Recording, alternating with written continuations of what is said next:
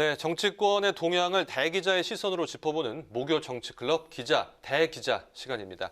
오늘도 성한용 한겨레신문 선임기자, 최병묵 TV조선 해설위원과 함께하겠습니다. 어서 오십시오. 어서 오세요. 안녕하세요. 네, 바로 오늘의 첫 번째 토크 주제로 들어가 보겠습니다. 먼저 오늘 최 의원님께서 발제해 주셨죠?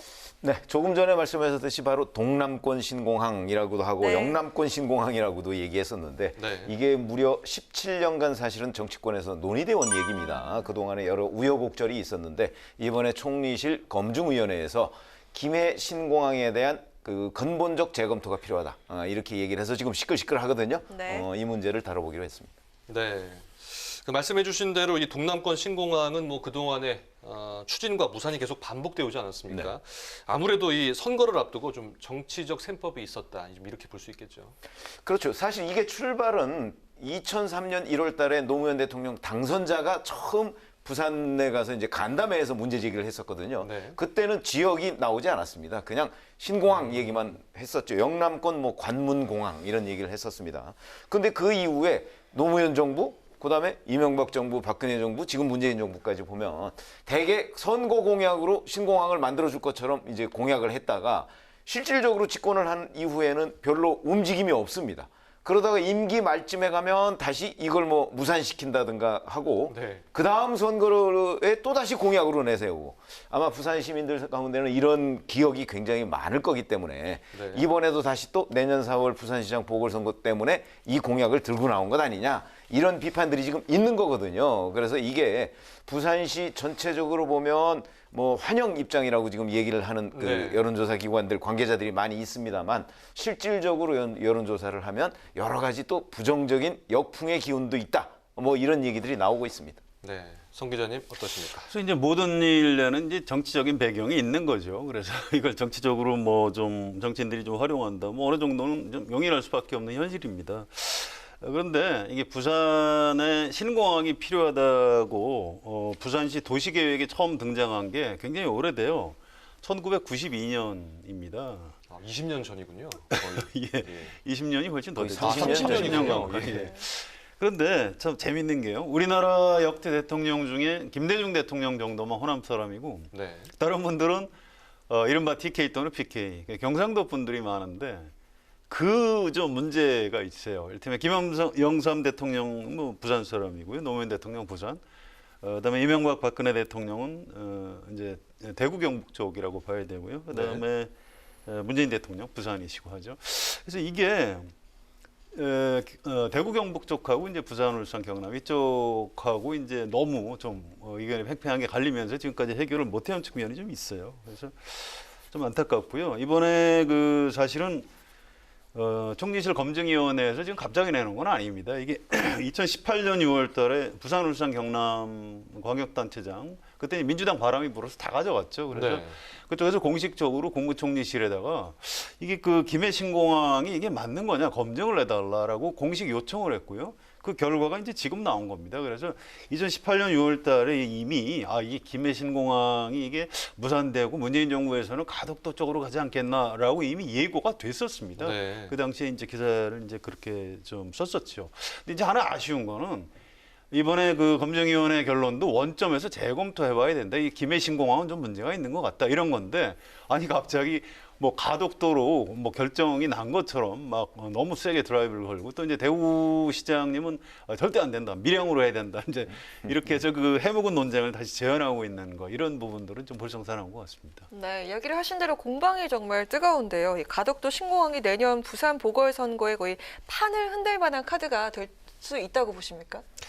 없을 수는 없죠. 영향이 있을 겁니다. 지금 아까 오후에 보도자료를 냈어요. 부산의 국회의원 15명이 부산 가덕도 신공항 특별법을 내일 아침 9시 반에 이제 발표하겠다 이렇게 굉장히 네. 빨리 움직이고 있습니다. 이제 국회의원들이 그러는 건 좀 이해를 해주셔야 돼요. 사실 정권 넘어가는 것보다 자기 다음 국회의원 선거에서 자기 당선되는 게 중요하기 때문에 네. 그래서 이제 부산은 그렇게 움직이는 거고요.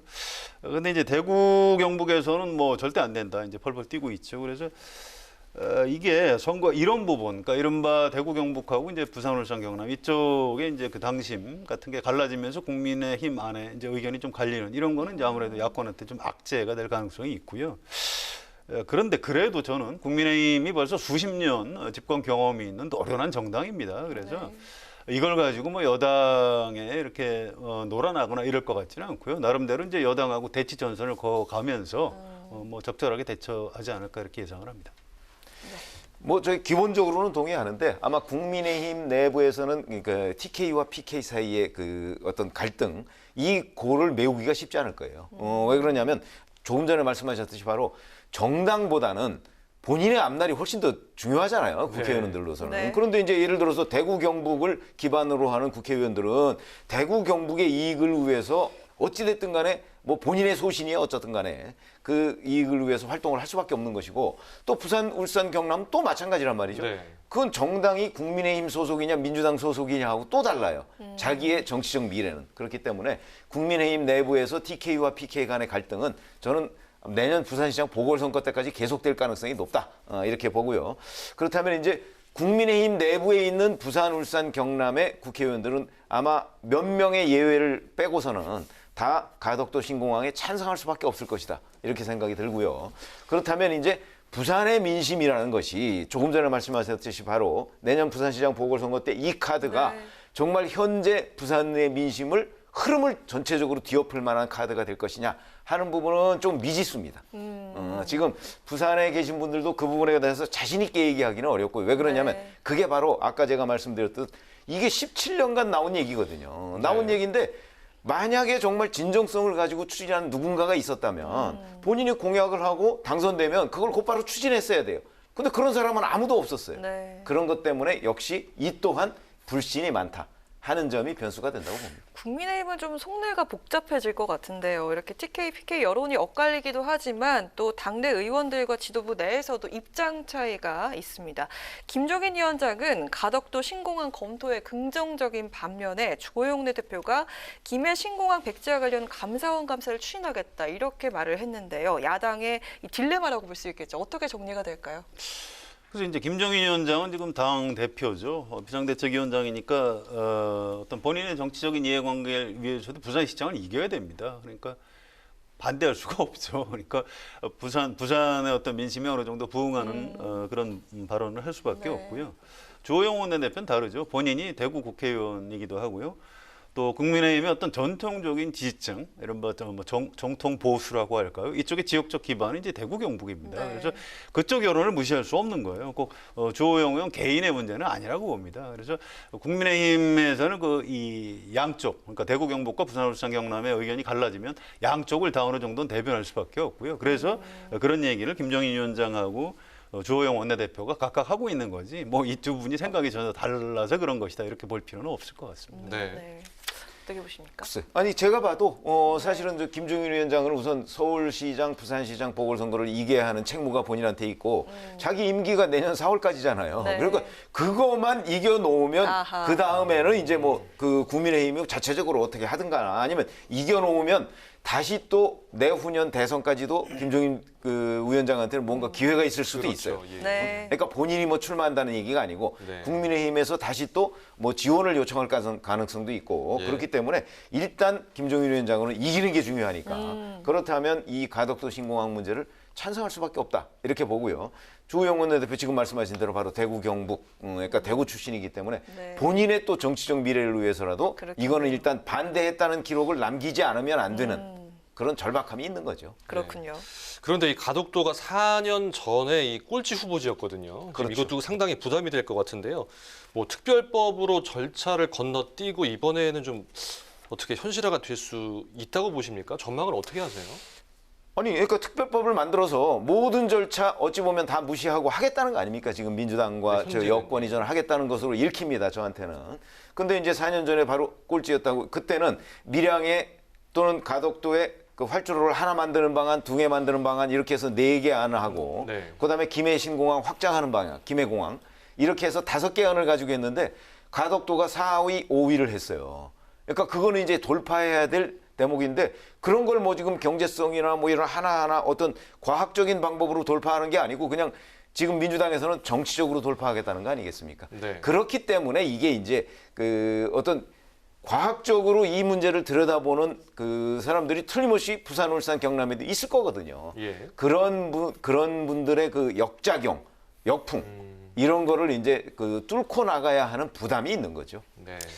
근데 민주당에는 대구 경북에 국회의원이 한 사람도 없거든요. 그래서 별 부담이 없어요. 그런데 이제 부산, 울산, 경남 쪽에는 국회의원이 여럿 있습니다. 그러니까 민주당 입장에서는 그쪽으로 목소리를 낼 수밖에 없는데 이걸 이제 유권자들이 어떻게 의도를 읽느냐, 이게 받아들이는 쪽에서는 아 이건 내년 그 보궐선거 때문에 이러는 거 아니냐 이렇게 읽거든요. 그래서 이걸 그 역풍 가능성이 있어요. 이 뭐라고 그럴까 이번에 검증위원회 결론도 원점 재검토하라는 건데 뭐 갑자기 가덕도로 다 된 것처럼 이렇게 얘기를 하면은 꼭 부산 유권자들이 좋아하기만 할까요? 그런 부분 참 조심해야 되고요. 또 이제 야당의 국민의힘 쪽의 부산 지역 의원들도 이걸 여당하고 같이 하고 싶겠습니까? 그러고 싶지 않을 겁니다. 그래서 내일 아침에 이제 서둘러서 야당 의원들끼리만 먼저 법안을 발의를 하는 거죠. 그래서 민주당 의원들이 얘기하는 것처럼 가덕도로 뭐 조기에 결정이 되고 추진이 될 가능성이 그렇게 높아 보이지는 않습니다. 네. 그런데 이 홍준표 의원이 발의한 대구 또 신공항 특별법이 있습니다. 여기에 지금 뭐 여나 또 야쪽 의원들이 좀 협조할 가능성이 있냐 이런 얘기가 또 나오던데요. 이건 어떻습니까? 그렇죠. 아니 뭐 지금 이제 대구 경북의 그 통합공항도 그 지금 만들려고 하고 있거든요. 네. 그러니까 의성 그런 기준 문제는 이렇게 되면 이제 결국 어느 하나가 영남권 관문공항이 되리라 이런 거보다는 네. 대구 경북은 또 대구 경북대로 공항이 만들어지고 부산 울산 경남은 또 그쪽대로 만들어지는 거 아닌가 결론적으로 뭐 그런 생각이 듭니다. 그러니까 영남권 관문공항이라는 개념은 어찌 보면 이제 그 없어지는 것 아닌가. 저는 그 이렇게 좀 약간 섣부르지만 네. 그런 생각을 하게 됩니다. 이 정치의 이제 상상력이 뛰어난 분들이 하는 거기 때문에 모든 게 다 가능하기는 합니다. 그런데 금도가 필요해요. 정치인 또 정당에서 어떤 일을 추진할 때 이걸 국민이 어떻게 받아들일까 최종적으로 국민이 생각보다 지혜롭습니다. 그래서 이걸 너무 어떤 정치적인 의도 같은 게 노골적으로 드러나는 이런 방식으로 일을 추진하지 않았으면 참 좋겠습니다. 네, 알겠습니다. 이 정권에 따라 오락가락했던 동남권 신공항 사업이 과연 이번에는 매듭을 짓게 될지 좀 지켜봐야겠습니다. 이번에는 송 기자께서 발제해 오신 주제 어떤 다음 내용이죠? 대통령 선거를 2022년 3월에 하죠. 아직 멀었습니다. 그런데 대선 후보를 뭐 하루아침에 만들 수는 없는 거예요. 근데 요즘에 그 국민의힘 쪽 대선 주자들의 움직임이 좀 시작된 것 같습니다. 그 얘기를 좀 해보고 싶습니다. 네, 비대위를 맡을 당시부터 당내 잠룡들에 대해서는 평가가 야박했던 김종인 위원장이 최근 유승민, 오세훈, 원희룡 이 세 사람을 콕 집어서 당내 대권 주자로 언급을 했습니다. 이거를 힘실기로 볼 수 있을까요?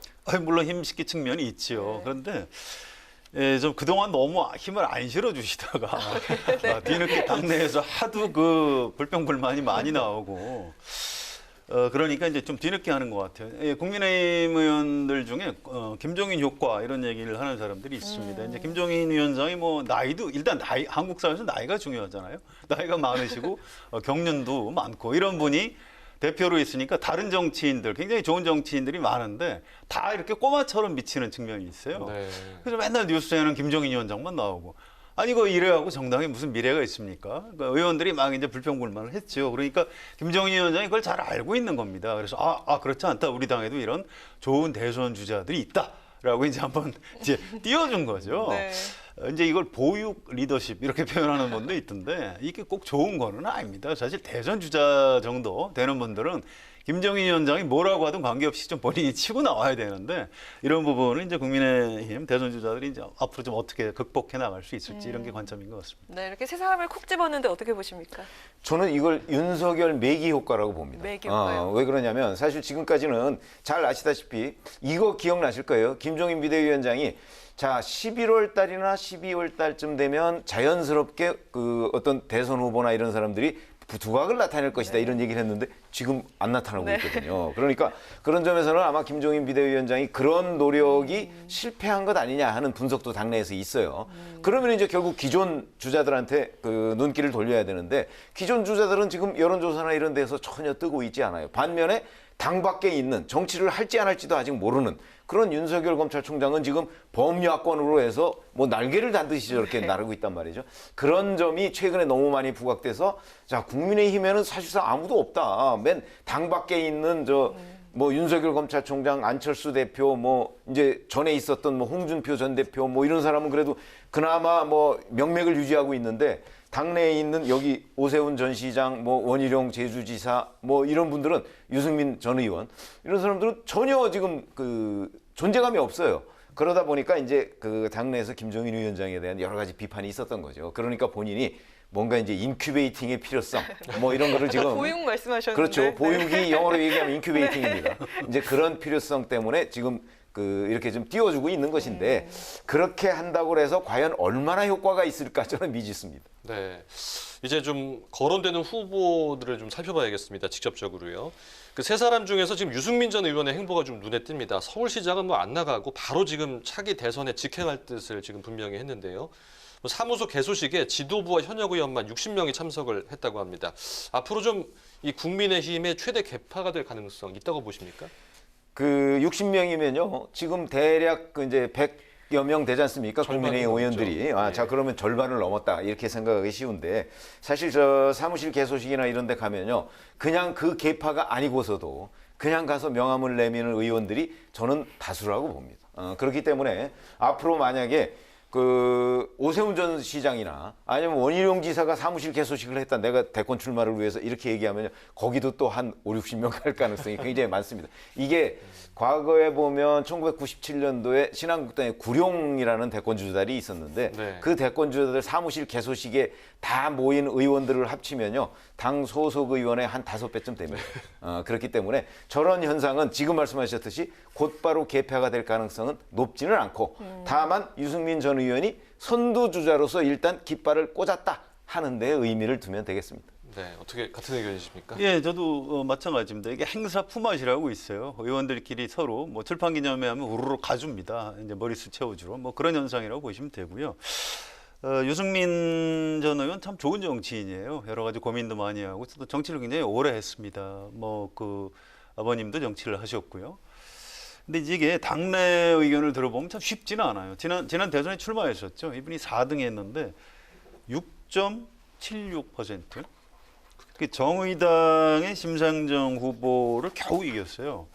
이분이 고향이 대구인데 대구에서도 12%밖에 안 나왔습니다. 그러니까 안철수 후보한테 크게 밀린 거죠. 특히 대구 경북에는 아니 어쨌든 박근혜 전 대통령을 배신한 거 아니냐. 네. 뭐 사실 누가 배신했는지 좀 따져봐야 할 문제지만 유승민에 대한 배신자 이미지가 있습니다. 그래서 이게 이른바 정통 보수 성향 유권자들한테 이제 그 호소하지 못하는 이런 약점이 있어요. 이게 본인이 이걸 이제 어떻게 극복해 나가느냐 이런 게 좀 과제인 것 같습니다.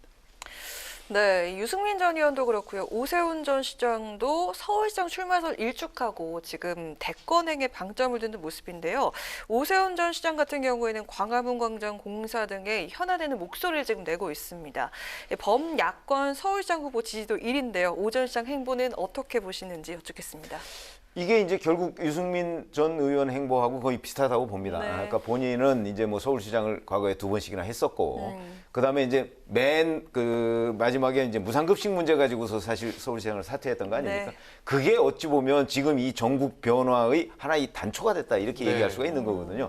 그래서 사실은 지금 국민의힘 지지자들 가운데는 오세훈 전 시장의 그 일종의 전과죠. 정치적 전과. 그 부분에 관해서 여전히 불편해하는 분들이 굉장히 많아요. 그것이 이제 오세훈 전 시장이 이 어떤 대권 행보를 하는데 약간 부담으로 작용할 거예요. 그러나 어떤 본인은 지금 사실은 여러 여론조사를 보면 오세훈 전 시장이 상당히 앞서 있어요. 특히 네. 서울시장을 출마한다고 했을 경우에는 가장 많이 앞서 있고 그렇습니다. 경쟁력도 있어요. 네. 그럼에도 불구하고 현재까지는 본인은 서울시장보다는 내후년을 바라보고 있다. 그러나 뭐 정치라는 건 또 상황 변화에 따라서 만약에 민주당의 후보가 확정된다면 서로 대항마로서의 이런저런 가능성은 전 충분히 남아있다 이렇게 봅니다. 하여튼 대외적으로 하는 말하고요. 좀 가까운 사람들이 전하는 얘기가 좀 다른 측면이 있습니다. 아직도 서울시장 쪽에 미련이 많다고 그래요. 사실은 서울시장 이 쉽겠습니까? 대선이 쉽겠습니까? 아무래도 서울시장이 쉬운 거고요. 네. 또 대선을 나가려면 뭐 여러 가지 조직과 돈과 많은 것이 필요합니다. 그래서 지금도 당에서 좀 분위기만 잡아주면 뭐 서울시장으로 나갈 생각이 없지 않다고 해요. 아직 확실하게 결심을 못한 걸로 알고 있습니다. 네.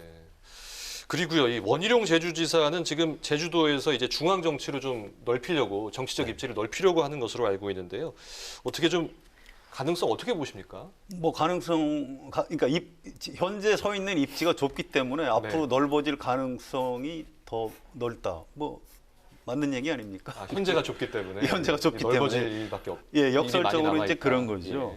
예. 마포 포럼에서 강연을 한 적이 있어요. 그래서 이제 내가 해야 원희룡이 해야 정권 교체할 수 있다, 이길 수 있다 네. 이런 얘기만 쭉 했길래 제가 그때 이제 디지털 인터넷에다 좀 기사 자세히 썼어요. 그 강연 내용을 자세히 소개를 해주고 아니 그런데 왜 원희룡이 대한민국 대통령을 해야 되는지가 빠진 것 같다. 왜 원희룡이라는 얘기가 왜 없냐 이제 이런 식으로 약간 비판적인 기사를 썼더니. 그 다음날 전화를 하셨어요 저한테. 그래서 아니 뭐 기사 잘 써줘서 고맙다 그래서 제가 이제 좀 미안할 거 아니겠습니까? 비판했는데 기사를 잘 써줬다고. 네. 아니 뭐 그런 좀 약간 비판도 해서 조금 뭐 미안하기도 하다 그랬더니 아니 괜찮대요. 자기 이제 그 얘기 앞으로 좀 많이 이제 그 할 생각이라고 하고요. 아직은 인지도가 너무 낮아가지고 좀 그런 예. 현상이 있는데 아직 워밍업도 시작하지 않았다. 이제 앞으로 그런 얘기인데 왜 원희룡이 대한민국 대통령이 돼야 되는가 이 얘기를 하기 시작하면 달라질 겁니다라고 의욕을 보이시더라고요. 좀 굉장히 좀 인상적이었습니다. 네. 원희룡 제주지사 같은 경우는 사실 이쪽 이제 국민의힘의 전신, 뭐 새누리당, 한나라당, 이건 이제 과거 신한국당까지 내려가면요. 거기에서 사실은 개혁 세력이라고 하는 그 타이틀이 항상 붙어 다녔어요. 응? 남경필 전 그 경기도지사, 네. 원희룡, 정병국 뭐 이런 사람들이 왜 남원정 뭐 이런 얘기로 많이 해서 그때는 이제 서울에 그 지역구를 두고 있었을 텐데 그때 이 당내에서의 개혁 세력으로 이미지가 있었는데 사실은 서울에서 낙선하고 뭐 이제 제주지사로 가면서부터 중앙정치 무대에서 사실 상당히 멀어졌잖아요. 네. 그러니까 본인이 그러면서도 끊임없이 중앙정치 무대에 관심을 가졌어야 되는데 중간에 약간의 공백기가 있어요. 네. 그래서 이걸 이제 그 회복하기 위해서는 아마 배전의 노력이 좀 필요하지 않을까. 요즘엔 뭐 서울에 자주 온다 뭐 이런 얘기는 들리는데 기사에는 또 많이 안 나오더라고요. 네. 네. 네, 마지막으로 짧게 질문 드리겠습니다. 당 밖에 홍준표 의원이 있죠. 대권 전망 어떻게 보시는지요? 저는 뭐 이미 이제 지난번에 2017년에 한번 그 국민들의 평가를 받았고요. 그다음에 지금 김종인 비대위원장과 여러 가지 갈등 때문에 못 들어오잖아요. 네. 그런데 이제 김종인 비대위원장 그만두면 아마 들어오긴 할 텐데 당내에서 뭐 그렇게 폭넓은 지지를 얻을 수 있을까? 거기도 이미지 변신이 필요하다. 네. 이렇게 생각합니다. 네. 우리나라 대선은 그 재수생이 강세인 그런 측면이 있습니다. 그래서 이번도 당연히 대선 후보 경선에 나설 것 같고요. 그걸 이제 한 당에서 한꺼번에 하느냐 아니면 나중에 결선을 하느냐 이런 정도 차이입니다. 저는 안철수, 유승민, 홍준표 이런 분들 다 대선 재수에 나설 걸로 예상을 합니다. 네. 네, 마지막으로 한 줄 논평 듣겠습니다. 성 기자님. 예, 국민의힘의 이 전통의 정당이고 좋은 정치인들이 참 많아요. 그런데 지금 김정인 위원장 체제에서 너무 좀 기가 눌려서 사는 것 아닌가 이런 안타까움이 있습니다. 정치의 본질은 역동성입니다. 기존 권위에 도전하는 사람이 이길 수밖에 없는 거고요. 행운의 여신은 용감한 자를 좋아한다 이런 말도 있지 않습니까? 그래서 국민의힘 대선 주자들이 지금보다는 좀 더 적극적으로 나서줬으면 좋겠다 이런 생각에서 승리는 도전하는 사람의 것이다 이렇게 논평하겠습니다. 저는 아까 신공항 얘기를 했었거든요. 그래서 신공항이 이제 2003년에 처음으로 노무현 대통령 당선자가 문제를 제기하고 그때 공항을 만들 필요가 있다. 뭐 이런 얘기를 제기를 했는데 그 이후에 역대 정부가 계속해서 공약만 하고 실질적인 첫삽을 뜨질 않았어요. 네. 근데 이번에도 근본적 재검토 얘기를 지금 하고 있을 뿐이지 가덕도 얘기를 하지 않고 있거든요. 아직은. 이런 상황이면 또다시 이번 내년 보궐선거에 이용하고 그다음에 후년 대선에 또다시 이용하려고 하는 것 아니냐 정치권이 이런 생각이 드는데 어쨌든 이런 거에 따른 역작용, 역풍도 좀 있을 것이다. 그런 점에서 본다면 17년 우린 신공항 과연 효험이 있을까? 이걸 한 줄평으로 했습니다. 네, 알겠습니다. 목요 정치클럽 기자 대기자 지금까지 성한용 한겨레 신문 선임 기자 최병묵 TV조선 해설위원과 함께했습니다. 오늘 말씀 감사합니다. 고맙습니다. 고맙습니다.